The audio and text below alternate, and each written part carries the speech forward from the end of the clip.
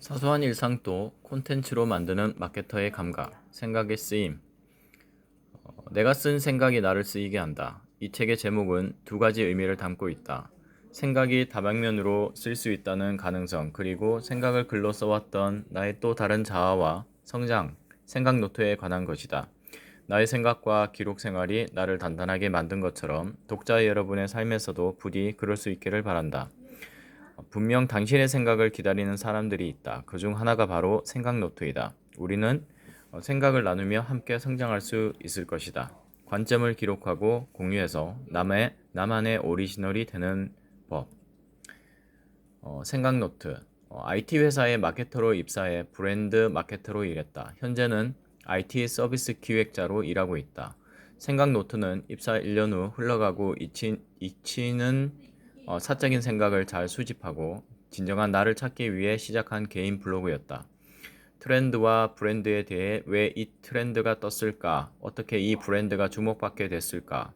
질문을 던지며 사적인 생각을 콘텐츠로 만들었다. 그 결과 사람들이 찾아보는 블로그가 됐고, 이를 시작으로 뉴스레터, 페이스북, 트위터, 인스타그램으로 1인 브랜드를 확장하며 현재는 약 10만 명의 구독자와 함께하고 있다. 지은 책으로는 도쿄와 교토에서 발견한 고객 중심적 사례를 담은 도쿄의 디테일과 교토의 디테일이 있다.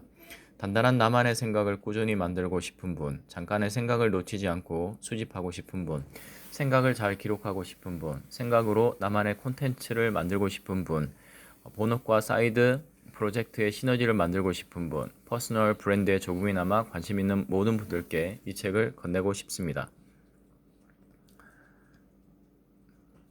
생각이 쓰이는 지적인 놀이터로 초대합니다. 2016년 5월 생각노트를 시작했다. 생각노트에 마케터로서의 관심사를 보고 듣고 관찰해 관점을 담은 생각으로 만들어 기록했다. 생각, 기록, 공유. 이 세 가지에 집중해왔다. 건강하고 단단한 생각을 떠올리기 위해 루틴을 만들어 습득했다. 책, 신문, 잡지, 팟캐스트, 넷플릭스를 가까이 두고 떠올린 생각을 빠짐없이 기록했다. 그 뒤 기록된 생각을 콘텐츠로 만들어 블로그, 인스타그램, 페이스북, 트위터, 퍼블리에 나눴다. 생각을 기록하고 공유한 데에 충실했던 시간은 평생 경험하지 못했을 것들을 경험하게 만들었다. 2018년 콘텐츠 플랫폼 퍼블리에서 도쿄의 디테일 디지털 리포트를 펀딩해 1200%라는 아직도 믿기지 않는 숫자를 경험했다. 이후 도쿄의 디테일은 종이책으로도 나와 좋은 반응을 얻었다. 1년 뒤에는 속편으로 교토의 디테일이 디지털 리포트와 책으로 나왔다. 죽기 전에 책 한 권 내보고 싶다는 꿈이 어릴 적부터 있었는데 두 권의 책을 쓰며 꿈을 이뤘다. 게다가 콜라보레이션 제안 메일도 받기 시작했다. 관심 있게 보고 있는 브랜드에서 먼저 연락이 오기도 했다. 익명으로 활동하고 있는 내게 일자리를 제안하는 잡 오퍼, 메일을 보내준 브랜드도 있었다. 무엇보다 가장 감사한 일은 나의 생각에 귀 기울여주는 구독자가 생겼다는 것이다.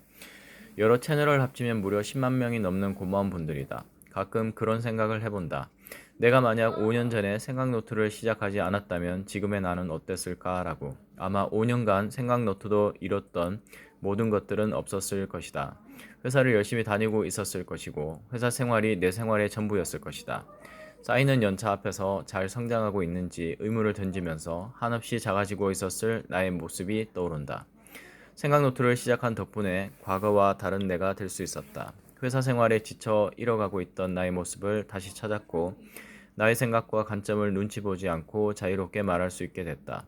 사람들이 찾아보는 채널이 되기 위해 생각을 기록을 콘텐츠로 만드는 과정을 고민하며 기획력을 길렀다. 독자의 반응과 피드백을 보면서 대중적 감각을 놓치지 않기 위해 노력하는 마케터이자 기획자가 될 수 있었다.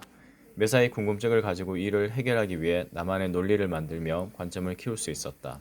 결국 생각 노트는 내게 있어서 최고의 자기 개발인 셈이었다. 한 기업의 인사 담당자 인터뷰에서 흥미로운 내용을 발견한 적이 있었다. 자신은 블로그를 하는 지원자라며 반드시 눈여겨본다는 것이었다. 왜?